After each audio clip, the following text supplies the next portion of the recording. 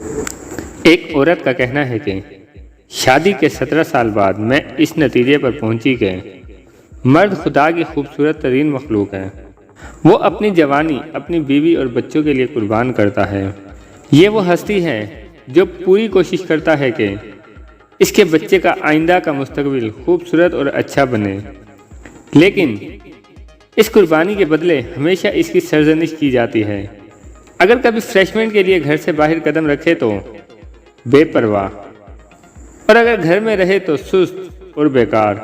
اگر بچوں کو غلطی کی وجہ سے ڈانٹے تو وحشی، اگر بیوی کو نوکری سے روکے تو متکبر اور رعب جمانے والا، اگر ماں سے دلجوئی کرے تو ماں کا لاڈلا، اور اگر بیوی سے پیاری پیاری باتیں کرے تو رن مرید۔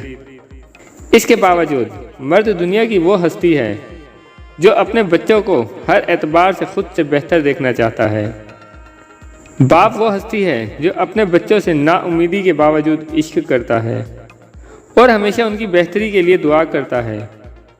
باپ وہ ہستی ہے جو اپنے بچوں کی اذیتوں کو برداشت کرتا ہے جب وہ اس کے قدموں پر قدم رکھ رکھ کر کھیلتے ہیں، اور جب بڑے ہو کر باپ کے دل پر قدم رکھتے ہیں۔ باپ وہ ہستی ہے جو اپنی بہترین ثروت، بلکہ جو کچھ اس کے پاس ہے، اپنی اولاد کو بخش دیتا ہے۔ اگر ماں اولاد کو 9 مہینے پیٹ میں اٹھاتی ہے تو باپ پوری زندگی فکر دماغ میں لیے پھرتا ہے۔ دنیا اچھی اور خوبصورت ہے جب تک گھر کا سرپرست سالم ہے۔ اللہ پاک سب کے والدین کو سلامت رکھے، آمین۔